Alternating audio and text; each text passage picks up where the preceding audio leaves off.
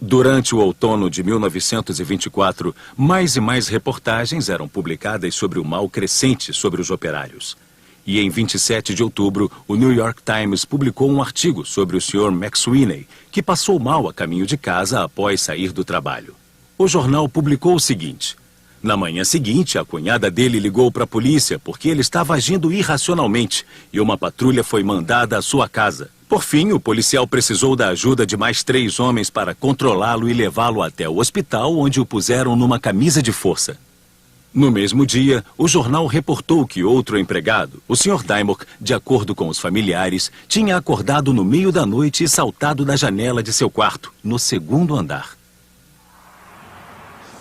Quando a companhia Standard Oil abriu sua fábrica de tetraetil chumbo em 1924, eles criaram um processo tão desastroso que, com um mês de abertas as operações, 5 pessoas morreram violentamente insanas e cerca de 45 ficaram gravemente feridas pela pior intoxicação por chumbo que os especialistas já tinham visto. Isto causou um grande alarde. As pessoas se perguntavam o que havia provocado aquilo. Foi quando descobriram que as mesmas substâncias estavam sendo colocadas na sua gasolina e eles nem faziam ideia. Surgiu a necessidade de uma investigação federal. Em muitas cidades, como Nova York, Filadélfia e Washington, a venda de gasolina com chumbo foi proibida. E alguns meses depois, o cirurgião-geral Hugh Cumming convidou ambas as indústrias e técnicos independentes para uma conferência. A indústria estava bem representada e Frank Howard, da Standard Oil, realizou um discurso inflamado. Um desenvolvimento contínuo de combustíveis para motor é essencial para nossa civilização, ele declarou. E depois referiu-se ao chumbo como um presente de Deus. A conferência foi planejada para durar 4 dias, pois muitos participantes queriam tempo para debater alternativas para o chumbo. Mas o cirurgião-geral encerrou a conferência após um único dia.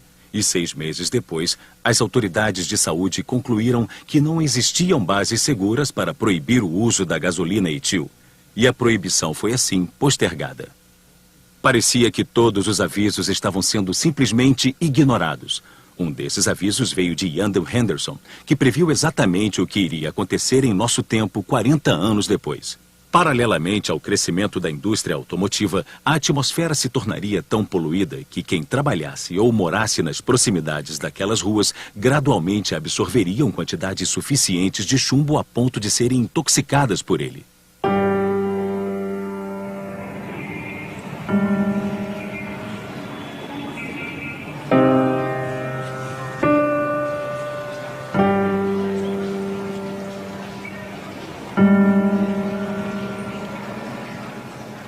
Muitos industriais e inventores proeminentes sustentaram que o álcool ainda era preferível ao chumbo.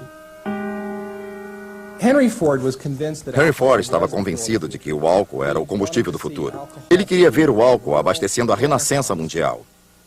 Alexander Graham Bell, o inventor do telefone, concordou. Como muitos outros inventores famosos da época, foram favoráveis ao uso do álcool como propulsor de octanagem.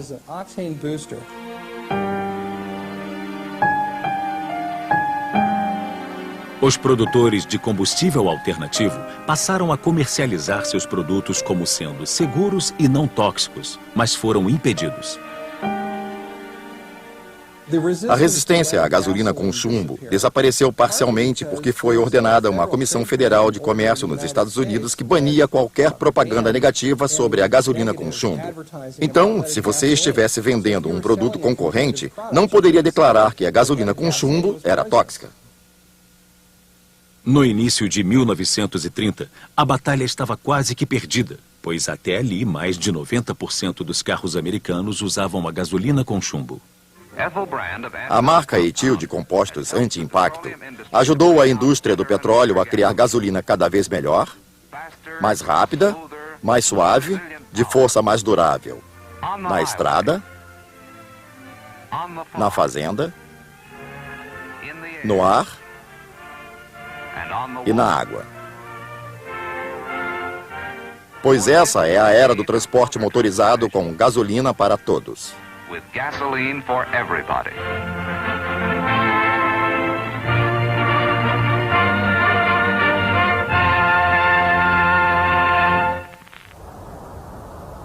A indústria do petróleo voltava-se agora contra o mercado europeu, onde a gasolina misturada ao álcool era dominante, e a indústria conseguiu apoio com as autoridades de saúde americanas. O Serviço de Saúde Pública, de fato, comercializou gasolina com chumbo em nome da Ethyl Corporation e da Standard Oil. Eles realmente foram lá e disseram que não havia nenhum problema com aquele produto. Então, por que não usá-lo? No Arquivo Nacional existe uma pasta cheia de cartas que foram mandadas pelo cirurgião-geral para os centros de serviço de saúde pública em vários países: Suécia, França, Grã-Bretanha, Alemanha, Dinamarca, Suíça e para o resto do mundo. As cartas diziam basicamente: nós fizemos um estudo e constatamos que não existem problemas. Sintam-se livres para utilizar isto em seu país. Ficarei honrado em dividir este estudo com vocês. Trazia o carimbo azul do Serviço de Saúde Pública dos Estados Unidos. Então vinha com as melhores recomendações possíveis e estava claro que possuía grandes vantagens tecnológicas. E a Europa não estava preparada para formular uma segunda opinião nesta questão. Foram precisos muitos anos para que a Europa começasse a pensar de forma independente sobre o assunto.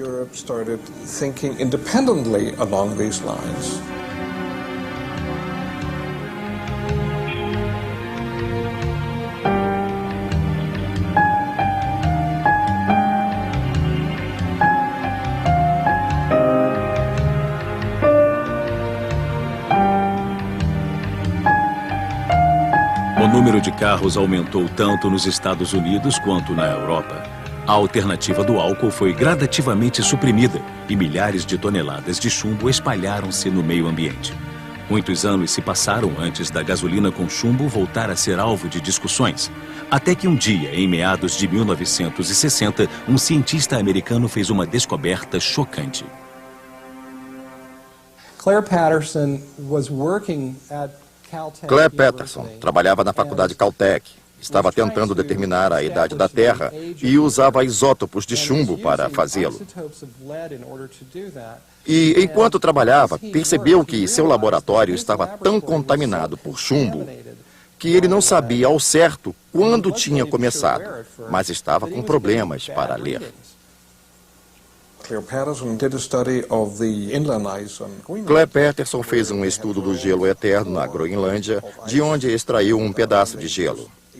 Ele examinou as fatias deste pedaço relativas a diferentes datas da história e, através dessa análise, Claire Patterson foi capaz de demonstrar que as concentrações de chumbo pré-históricas na Groenlândia eram extremamente baixas. E ele pôde mostrar que o chumbo utilizado pelos romanos causou um aumento da poluição na Groenlândia. Depois veio a Revolução Industrial e causou outro aumento. E um enorme aumento aconteceu após a Segunda Guerra Mundial, quando a produção de tetraetil chumbo disparou como um foguete e todo esse chumbo poluiu cada canto do mundo. E todos esses seres humanos no mundo estavam cheios de chumbo industrial.